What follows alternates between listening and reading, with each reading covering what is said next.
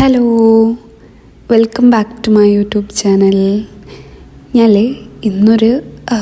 ഇന്നലെ ഞാൻ പറഞ്ഞിട്ടുണ്ടായിരുന്നല്ലോ, ഇനി എല്ലാ ദിവസവും ഇഫ്താർ സീരീസ് പോലെ ഞാൻ എന്തൊക്കെയാണോ റെസിപ്പീസ് ഉണ്ടാക്കുന്നത് അതൊക്കെ ഒരു വീഡിയോ പോലെ അപ്ലോഡ് ചെയ്യാമെന്ന്.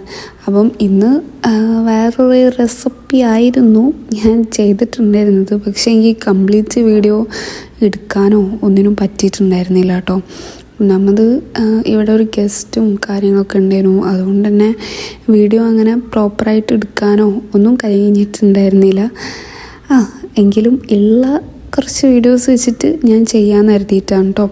അപ്പോൾ ഞാൻ അതിന് വേണ്ടിയിട്ട് ആദ്യം തന്നെ ഞാൻ ബീഫ് സമൂസ കേട്ടോ ഉണ്ടാക്കിയിട്ടുണ്ടായിരുന്നത്. അതിന് വേണ്ടിയിട്ട് ഞാൻ ഒരു പാൻ എടുത്തിട്ടുണ്ടായിരുന്നു. അതിലേക്ക് കുറച്ച് ഓയിൽ ഒഴിച്ച് കൊടുത്തിട്ടുണ്ടായിരുന്നു. എന്നിട്ട് പിന്നെ ഞാനിവിടെ 2 വലിയ ഉള്ളി കട്ട് ചെയ്ത് കൊടുത്തിട്ടുണ്ടായിരുന്നു കേട്ടോ. ഇത് ഇതിനേക്കാളും ചെറുതാക്കണം എന്നുണ്ടെങ്കിൽ നിങ്ങൾക്ക് ചെറുതാക്കി കൊടുക്കാം കേട്ടോ. പിന്നെ അതിലേക്ക് കുറച്ച് ഉപ്പിട്ട് കൊടുത്തിട്ടുണ്ടായിരുന്നു വേഗം വെന്ത് കിട്ടാൻ വേണ്ടിയിട്ട്. എന്നിട്ട് കുറച്ച് അതായത് ഒരു 2 മുളകും അതേപോലെ 1 ടീസ്പൂണോളം ഇഞ്ചി വെളുത്തുള്ളി ചതച്ചത്, അതായത് നന്നായിട്ട് ഞാൻ പേസ്റ്റ് ചെയ്തിട്ടില്ല, ജസ്റ്റ് ഒന്ന് ചതച്ച് വെച്ചിട്ടേ ഉള്ളൂ കേട്ടോ. എന്നിട്ട് ഇതെല്ലാം കൂടി നല്ലോണം ഒന്ന് മിക്സ് ചെയ്യാം. പിന്നെ ഇത് അത്യാവശ്യം നല്ലോണം വെന്ത് കുറച്ചും കൂടി ഒന്ന് സോഫ്റ്റ് ആവുമല്ലോ, ഒരു ട്രാൻസ്പാരൻ്റ് ആയിട്ട്. എന്നിട്ട് മാത്രം ഞാൻ പൊടികളൊക്കെ ഇട്ട് കൊടുക്കുന്നുള്ളൂ കേട്ടോ. ചിലർ ജസ്റ്റ് ഒന്ന്, അതായത് കുറച്ചൊന്ന് സോഫ്റ്റായി വരുമ്പോഴത്തേന് തന്നെ പൊടികളൊക്കെ ഇട്ട് കൊടുക്കും. ഞാൻ അങ്ങനെ ചെയ്യലില്ല. ഞാൻ അത്യാവശ്യം നല്ലോണം ട്രാൻസ്പാരൻ്റ് ആയിട്ട് അത്യാവശ്യം നല്ലോണം സോഫ്റ്റായി കിട്ടുമല്ലോ, ആ ടൈമിൽ മാത്രമേ ഞാൻ പൊടികളൊക്കെ ആഡ് ചെയ്യലുള്ളൂ കേട്ടോ. പിന്നെ ഓരോരുത്തർക്ക് ഓരോ കുക്കിംഗ് മെത്തേഡാണല്ലോ. അപ്പം എനിക്ക് ഇങ്ങനെ ചെയ്യുന്ന കേട്ടോ കുറച്ചും കൂടി ഇഷ്ടം.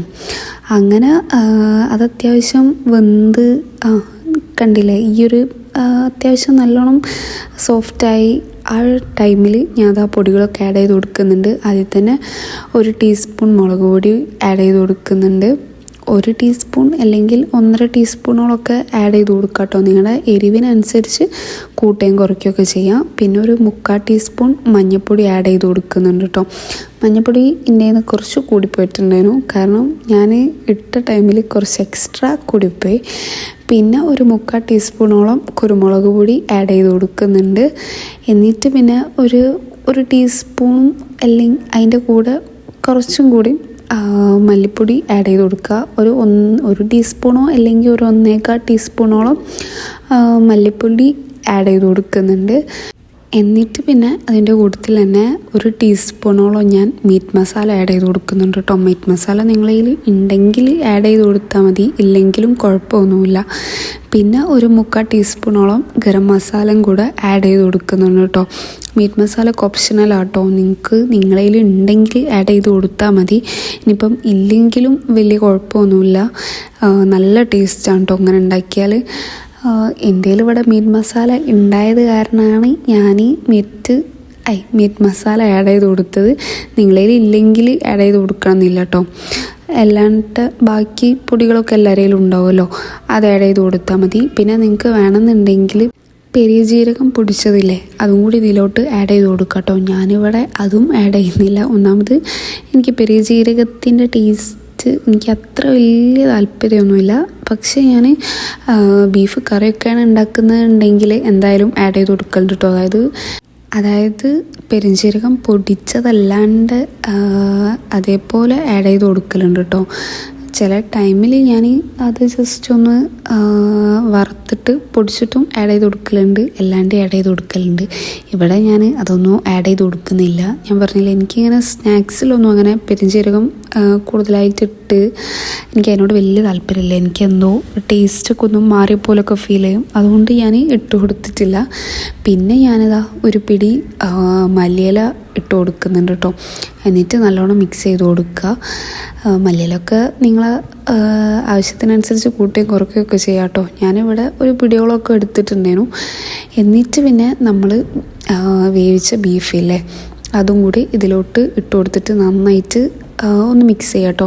പിന്നെ ബീഫ് വേവിക്കുമ്പം അതിലേക്ക് കുറച്ച് ഉപ്പും കുരുമുളക് പൊടിയും മഞ്ഞൾപ്പൊടിയും മാത്രം ഇട്ടിട്ടാട്ടോ ഞാനൊന്ന് വേവിച്ച് കൊടുത്തിട്ടുണ്ടായിരുന്നത്. അല്ലാണ്ട് അതിൽ മുളക് പൊടി, മല്ലിപ്പൊടി അങ്ങനത്തെ സംഭവങ്ങളൊന്നും ആഡ് ചെയ്തിട്ടുണ്ടായിരുന്നില്ല. ജസ്റ്റ് ഉപ്പ്, മഞ്ഞൾപ്പൊടി, അതേപോലെ കുരുമുളക് പൊടിയും മാത്രം ഇട്ടിട്ടാട്ടോ ഞാൻ എന്താ പറയുക വേവിച്ചിട്ടുണ്ടായിരുന്നത്. അതൊന്നും എനിക്കില്ലേ, ഞാൻ പറഞ്ഞില്ല, എനിക്ക് അങ്ങനെ കംപ്ലീറ്റ് ഒന്നും എനിക്ക് ഷൂട്ട് ചെയ്യാൻ പറ്റിയിട്ടുണ്ടായിരുന്നില്ല. ഒന്നാമത് ഇവിടെ ഗസ്റ്റും കാര്യങ്ങളൊക്കെ ആയതുകൊണ്ട് തന്നെ ഞാൻ അതിൻ്റെ ഇടയിൽ കൂടെ കുറച്ച് ക്ലിപ്സും കാര്യങ്ങളും മാത്രമേ എൻ്റെ കയ്യിലുള്ളൂ. ബാക്കിയൊക്കെ എൻ്റെ കയ്യിൽ എടുക്കാൻ എനിക്ക് കഴിഞ്ഞിട്ടില്ല. മെയിൻ അതാണ്. അതുകൊണ്ടാണ് ഞാൻ ഈ ബീഫ് എങ്ങനെ വെച്ചതെന്നും അതൊന്നും ഞാൻ കാണിക്കാൻ കഴിഞ്ഞിട്ടുണ്ടായിരുന്നില്ല. മെയിൻ അതാണ്, എനിക്ക് വീഡിയോ ഷൂട്ട് ചെയ്യാനൊന്നും കഴിഞ്ഞിട്ടുണ്ടായിരുന്നില്ല. ഭയങ്കര എന്താ പറയുക, ഒരു ഹറിബറി ഡേ ആയതുകൊണ്ട് അങ്ങനെ അതവിടെ ഏറെക്കുറെ സെറ്റായ ടൈം കൊണ്ട് ഞാൻ സമൂസൻ്റെ ഷീറ്റ് വെച്ചിട്ടല്ല കേട്ടോ ചെയ്യുന്ന, അല്ലാണ്ട് നമ്മുടെ ഈ മൈദ വെച്ച് പരത്തിയിട്ട് ഉണ്ടാക്കുമല്ലോ, അങ്ങനെ കേട്ടോ ചെയ്യുന്നത്. ഇവിടെ പൊതുവേ ഇക്കായാലും ഒക്കെ ഈ ഒരു സംഭവമാണ് കൂടുതൽ ഇഷ്ടം. അതായത് സമൂസ ഷീറ്റ് വെച്ച് ചെയ്യുന്നതിനേക്കാളും ഇങ്ങനെ ചെയ്യുന്നതാണ് ഇഷ്ടം കേട്ടോ. അങ്ങനെ ഞാനിതാ ആവശ്യത്തിന് കുറച്ച് മൈദപ്പൊടി എടുത്തിട്ടുണ്ട്.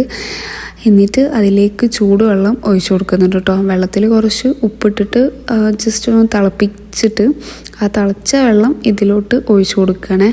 അതാവുമ്പോൾ നമ്മുടെ മാവ് നല്ല സോഫ്റ്റായി കിട്ടുകയും ചെയ്യും. പിന്നെ അത്യാവശ്യം ചൂടോട് കൂടി കുഴയ്ക്കുന്നതാണ് എപ്പോഴും നല്ലത്. അതാവുമ്പം ഞാൻ പറഞ്ഞില്ലേ, നമ്മുടെ ഈ മാവുണ്ടല്ലോ, അതായത് നമ്മുടെ ഈ കുഴിച്ച് കഴിഞ്ഞാൽ അത്യാവശ്യം നല്ല എന്താ പറയുക, നല്ല സോഫ്റ്റായി കിട്ടും. നമ്മൾ ഈ തണുത്ത വെള്ളത്തിലൊക്കെ കുഴിച്ച് കഴിഞ്ഞാൽ അത്ര സോഫ്റ്റ് ആവില്ല. പക്ഷേ ഇങ്ങനെ ചൂടുവെള്ളത്തിൽ അതും അത്യാവശ്യം നല്ല ചൂടിൽ തന്നെ കുഴച്ച് കഴിഞ്ഞാൽ നല്ല സോഫ്റ്റായി കിട്ടും കേട്ടോ നമ്മുടെ ഈ പൊടി വന്നിട്ട്. സോ നിങ്ങൾ ഈ ഒരു ചൂടിൽ തന്നെ എപ്പോഴും കുഴയ്ക്കാൻ വേണ്ടിയിട്ട് ട്രൈ ചെയ്ത് നോക്കാം കേട്ടോ. പിന്നെ ഇതിൽ ഒഴിക്കുന്ന വെള്ളത്തിലാണ് ഞാൻ അധികം ഉപ്പിട്ടിട്ട് തിളപ്പിക്കൽ. അതാകുമ്പം പിന്നെ എക്സ്ട്രാ ഉപ്പൊന്നും നമ്മുടെ ഈ പൊടിയിൽ ആഡ് ചെയ്ത് കൊടുക്കേണ്ടിയും വരില്ല കേട്ടോ. അങ്ങനെ അതൊക്കെ ഞാൻ ഏറെക്കുറെ കുഴച്ച് നല്ല അത്യാവശ്യം നല്ല വലുതുമല്ല എന്നാൽ നല്ല ചെറുതുമല്ല, അങ്ങനത്തെ ഒരു ഒരു ബോൾ പോലൊക്കെ ആക്കി റെഡിയാക്കിയിട്ടുണ്ടായിരുന്നു കേട്ടോ. എന്നിട്ട് ഞാനിതാ ഇവിടെ പരത്താൻ പോകാണ്ട്. എനിക്കധികമില്ലേ സമൂസ ഷീറ്റിൽ വെച്ച് ചെയ്യുന്നതാണ് കുറച്ചും കൂടി സിമ്പിൾ. കാരണം ഇത് ജസ്റ്റ് മസാല മാത്രം ഉണ്ടാക്കിയാൽ മതിയല്ലോ, ബാക്കി എല്ലാതും വേഗം കഴിയുമല്ലോ. എനിക്കതാണ് കുറച്ചും കൂടി പണിക്ക് സുഖം. അതാണെങ്കിലും കൂടിയിട്ട് ഇവിടെ ഇക്കാക്കൊന്നും ആ ഒരു സമൂസ ഷീറ്റിൽ വരുന്ന സമൂസ ഉണ്ടല്ലോ, അതിനോട് അത്ര വലിയ താല്പര്യമില്ല. ആൾക്കൊക്കെ ഇങ്ങനെ പരത്തിയിട്ടുണ്ടാക്കുന്ന സമൂസ ഉണ്ടല്ലോ, അതാണ് കൂടുതൽ ഇഷ്ടം. പക്ഷേ എനിക്ക് ഈ സമൂസ ഷീറ്റിൽ വരുന്ന സമൂസ തന്നെ കേട്ടോ കൂടുതൽ ഇഷ്ടം. കാരണം എന്താണെന്ന് വെച്ചാൽ അത് കുറച്ചും കൂടി ക്രിസ്പിയാവും. ഇതും ക്രിസ്പി ആവും കേട്ടോ. ഞാൻ പറഞ്ഞില്ലേ, അത്യാവശ്യം നല്ല രീതിക്ക് സോഫ്റ്റാക്കി കുഴച്ച് ഒക്കെ കഴിഞ്ഞ് കഴിഞ്ഞാൽ അത്യാവശ്യം നല്ല ക്രിസ്പിയായി കിട്ടുകയൊക്കെ ചെയ്യും. പക്ഷേ സമൂസ ഷീറ്റിൽ വരുന്ന സമൂസ കുറച്ചും കൂടി എക്സ്ട്രാ എന്താ പറയുക, ക്രിസ്പി ഒക്കെ ആയി വരുന്ന പോലെ എനിക്ക് ഫീൽ ചെയ്യലുണ്ട് കേട്ടോ. എനിക്കതാണ് കുറച്ചും കൂടി ഞാൻ പ്രിഫർ ചെയ്യൽ. പക്ഷേ പിന്നെ ഓരോരുത്തർക്കും ഓരോ ഇഷ്ടമാണല്ലോ. ആൾക്ക് ഇങ്ങനെ ഉണ്ടാക്കുന്നതാണ് ഇഷ്ടം. പിന്നെ ഞാൻ നോമ്പൊക്കെ അല്ലേ, ആളിഷ്ടത്തിന് തന്നെ ആയിക്കോട്ടെ എന്ന് കരുതിയിട്ട് അങ്ങനെ ഞാൻ ഇങ്ങനെ പരത്തിയിട്ടാണ് കേട്ടോ സമൂസ ഉണ്ടാക്കുന്നത്. ഇതിങ്ങനെ അത്യാവശ്യം നല്ല വലിയ രീതിക്ക് പരത്തുന്നതായിരിക്കും കുറച്ചും കൂടി നല്ലത്. ഞാനിവിടെ അത്ര കണ്ട് വലുതാക്കുന്നില്ല, കാരണം ഇവിടെ എല്ലാവർക്കും ചെറിയ ചെറിയ സമൂസനോടാണ് കൂടുതൽ ഇഷ്ടം. അതുകൊണ്ട് ഞാൻ അത്യാവശ്യം കുഴപ്പമില്ലാത്തൊരു രീതിക്കാണ് കേട്ടോ പരത്തി എടുത്തിട്ടുണ്ടായിരുന്നത്. എന്നിട്ട് പിന്നെ അത് 4 കഷ്ണങ്ങളാക്കി, കണ്ടില്ലേ ഈ വീഡിയോയിൽ കാണുന്ന പോലെ 4 കഷ്ണങ്ങളാക്കിയിട്ട് മുറിക്കുന്നുണ്ടായിരുന്നു. പിന്നെ ഇത് ഉണ്ടാക്കാൻ അറിയാത്തവരും ഉണ്ട് കേട്ടോ. അങ്ങനെ കാര്യമായിട്ട് പണിയൊന്നുമില്ല. ഇതിൻ്റെ ഈ 2 ഭാഗങ്ങളുണ്ടല്ലോ, ഈ കാണുന്ന പോലെ ജസ്റ്റ് ഒന്ന് കോണാക്കി എടുത്താൽ മതി.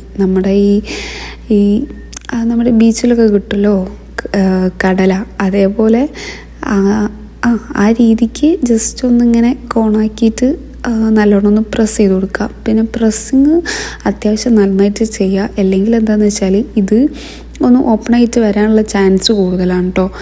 എന്നിട്ട് ഇതിലേക്ക് നമ്മൾ നേരത്തെ ഉണ്ടാക്കി വെച്ച മസാല ഉണ്ടല്ലോ, അതിൽ നിന്ന് കുറച്ച് ഇട്ട് കൊടുക്കുക. എന്നിട്ട് പിന്നെ നമ്മുടെ സ്പൂണിൻ്റെ മറ്റേ സൈഡ് ഉണ്ടല്ലോ, ആ സൈഡ് വെച്ചിട്ട് ജസ്റ്റ് ഒന്ന് ഉള്ളിലോട്ടാക്കി കൊടുക്കുക. അതാകുമ്പം അതിൻ്റെ അടിയിലും അത്യാവശ്യം നല്ലോണം ഫില്ലാവും, അല്ലെങ്കിൽ അതിൻ്റെ മേലെ മാത്രമേ ഫില്ലായി കിട്ടുള്ളൂ കേട്ടോ.